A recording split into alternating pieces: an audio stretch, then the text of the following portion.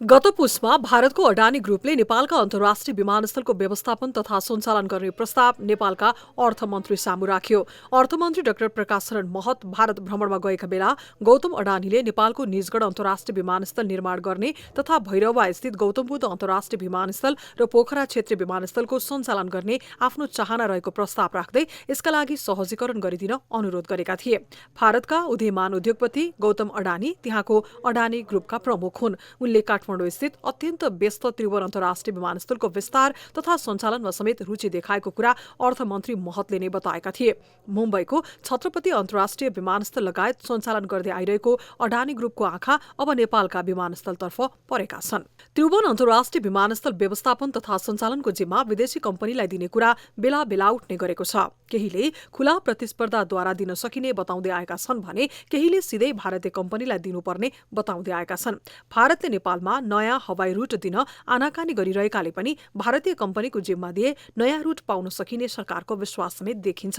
अडानीको प्रस्तावपछि सरकारले हालै एक अध्ययन समिति गठन गरिसकेको छ। सरकारको यस कदमलाई कतिपयले अडानीको प्रस्तावलाई अनुमोदन गर्ने प्रयासका रूपमा हेरेका छन्। त्रिभुवन, पोखरा र गौतम बुद्ध अन्तर्राष्ट्रिय विमानस्थलको व्यवस्थापन तथा पूर्ण क्षमतामा सञ्चालनका साथै निजगढ लगायत अन्य नयाँ अन्तर्राष्ट्रिय विमानस्थल निर्माण गर्ने शर्तसहित सार्वजनिक निजी साझेदारी पीपीपी मोडलमा जानेबारे सम्भाव्यता अध्ययनका लागि उक्त समिति गठन गरिएको हो। समितिमा पूर्व सचिव शंकर प्रसाद अधिकारी संयोजक रहेका छन् भने पर्यटन मन्त्रालयको हवाई महाशाखा प्रमुख बुद्धिसागर लामिछाने, लगानी विज्ञ घनश्याम ओझा, नागरिक उड्डयन प्राधिकरणका उपनिर्देशक दिपेन्द्र श्रेष्ठ तथा लगानी बोर्डका सहसचिव सदस्य रहेका छन्। तर नेपाली विमानस्थल भारतलाई जिम्मा लगाउने कुराको नागरिक स्तरमा भने जहिले पनि विरोध हुने गरेको छ। यस विषयले पुनः नागरिक अभियन्ताहरूबीच बहस निम्तिएको छ। भारतीय कम्पनीलाई नेपालका अन्तर्राष्ट्रिय विमानस्थल जिम्मा दिँदा रणनीतिक स्वार्थमा ठूलो आघात पर्न जाने र नेपाली राष्ट्रिय स्वाधीनता कमजोर हुने उनीहरूको बुझाइ छ। अन्तर्राष्ट्रिय विमानस्थललाई विदेशीसँग सौदाबाजी गर्ने षड्यन्त्र भइरहेको भन्दै बुधबार केही बुद्धिजीवी र अभियन्ताहरूले अन्तर्क्रिया कार्यक्रम पनि गरे। नेपालका सबै अन्तर्राष्ट्रिय विमानस्थल सञ्चालनको जिम्मा भारतीय अडानी ग्रुपलाई दिने तयारी हो भने यो देशका लागि घातक हुने उनीहरूको भनाइ छ। नागरिक अभियन्ता एवं पूर्व मुख्य सचिव लीलामणि पौडेलले अन्तर्राष्ट्रिय विमानस्थलहरू भारतीय कम्पनीलाई सञ्चालन गर्न दिने कुरा आर्थिक, प्राविधिक र राष्ट्रको दीर्घकालीन हिसाबले उपयुक्त नहुने बताए। भूपरिवेष्टित मुलुकहरूले बाहिरी विश्वसँग सम्पर्क गर्ने माध्यम हवाई र रेलवे यातायात भएको बताउँदै उनले भारतीय कम्पनीलाई अन्तर्राष्ट्रिय उडानको जिम्मा दिनु भनेको देशका लागि ठूलो आघात हुने बताए।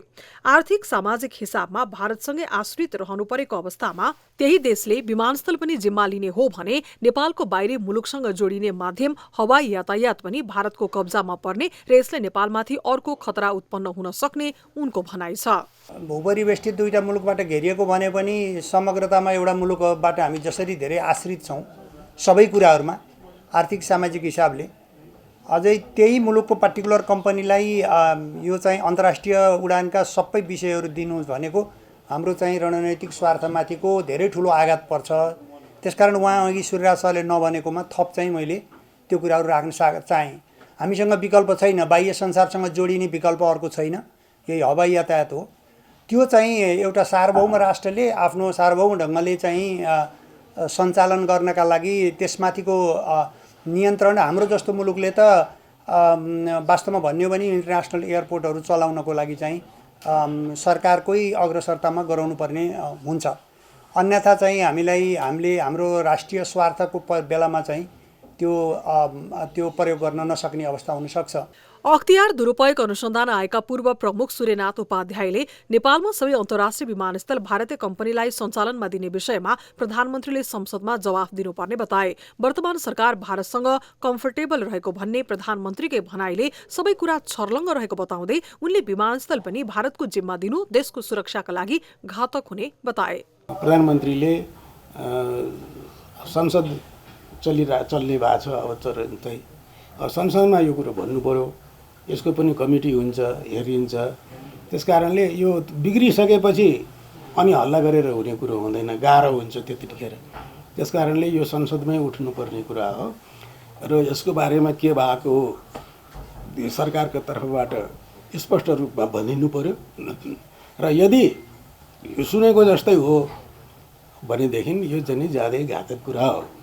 यसमा सेक्युरिटीको पनि एउटा के भनेदेखि देशले हेर्ने भने के त भन्दाखेरि कुनै पनि देशले सबभन्दा पहिलो चाहिने उसको चाहिँ प्राथमिकता हुनुपर्छ सेक्युरिटीको लागि, नेसनल सेक्युरिटीको लागि। यो यस्तो कुरा त नेसनल सेक्युरिटीको लागि ज्यादै गम्भीर कुरा हो। यस्तै नेकपा मालेका महासचिव सीपी मैनालीले नेपाललाई घेरेको मुलुकको कम्पनीलाई नै अन्तर्राष्ट्रिय विमानस्थलको जिम्मा दिन नहुने बताए।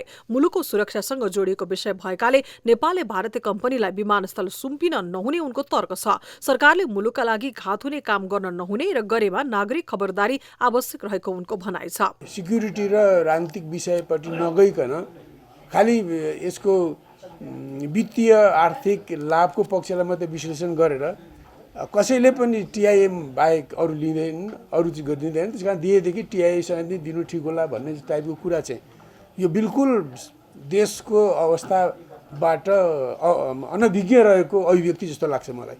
त्यसकारण यसलाई हामीले प्योरली हाम्रो सिक्युरिटिजबाट अलग्याएर, हाम्रो राजनीतिबाट अलग्याएर, हाम्रो भू राजनीतिबाट अलग्याएर हेर्नै नसकिने विषय हो।